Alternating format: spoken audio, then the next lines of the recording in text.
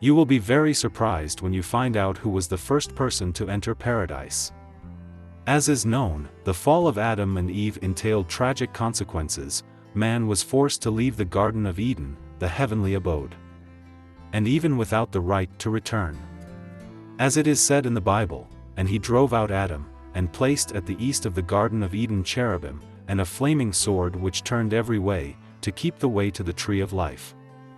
That is, the way to paradise was closed to people from then on.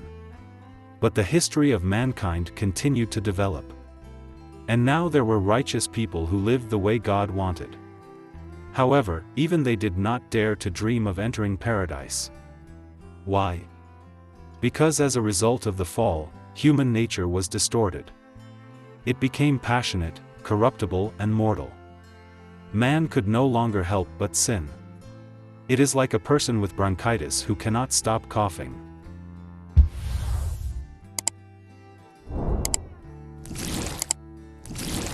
The atoning sacrifice of Christ allowed man to enter the kingdom of heaven, or, as ordinary people say, paradise. It was the Son of God who became incarnate in man in order to sacrifice himself without committing a single sin.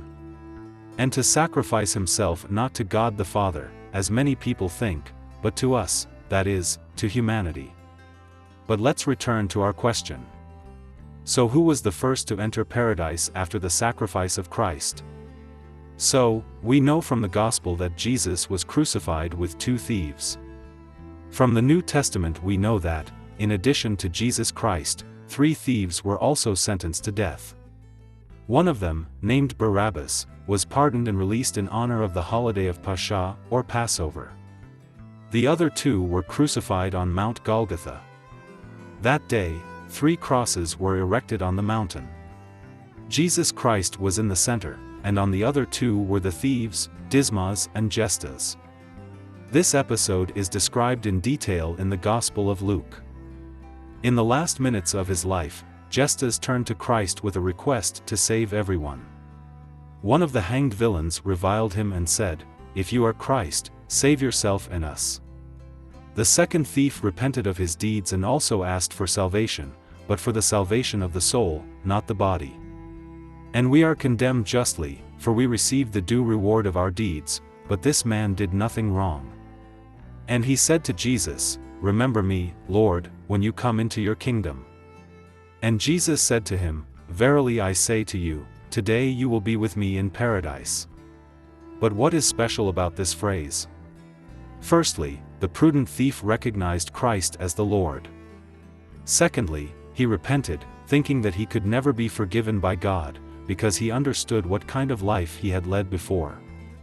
When the thief managed to believe in the Savior, at what moment the change in his inner world occurred, is unknown. The thief suffers, he is in pain, and he deserves it for his sins. He sees Jesus crucified, how Christ suffers pain, and at the same time does not get tired of praying for everyone and asks God to forgive them this grave sin. Apparently, this made a very big impression on the robber. And as we see, faith in God and sincere repentance now, after the sacrifice of Christ, opens the doors to the kingdom of heaven for every person. With the death of the robbers, their story described in the New Testament ends, but this does not mean that nothing more is known about them. Non-canonical books tell not only about what happened next, but also about what happened before the events described in the Gospels. In fairness, it should be noted that, unlike the Apocrypha, the canonical books do not even name the robbers. And in the non-canonical Gospels, their names are Dismas and Gestas. Dismas is also called Titus, or Rach, and Gestas is called Jesmas, or Duma. According to one legend, Dismas and Gestas were not first-generation robbers. Their parents also led a criminal lifestyle and were members of the same gang. When Dismas was born, it turned out that his mother would not be able to feed him due to illness. The mother of the newborn Gestas was also unwell and could only feed her son. By a lucky coincidence for the robbers, at that very time Jesus' family fled to Egypt and ended up right in the den of robbers. This became salvation for Dismas, since the Virgin Mary nursed the baby for several days, thanks to which he survived. Another apocrypha, called the Gospel of Childhood, also tells how Jesus' family came across the den of robbers, but this time Dismas and Gestas are already adult bandits.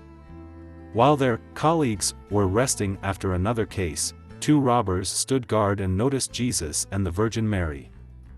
Gestas wanted to wake his comrades, but Dismas dissuaded him and even gave him money so that he would leave the travelers alone. According to the text, Christ then predicted the execution on Golgotha and the forgiveness of Dismas. Another apocryphal book, the Gospel of Nicodemus, says that Dismas actually got to heaven, and was one of the first. Christ in the book of Nicodemus first descends into hell, after which he accompanies the souls he freed from hell to heaven, where the prophets Elijah and Enoch, who had been taken to heaven alive, are already there, as well as the repentant thief Dismas.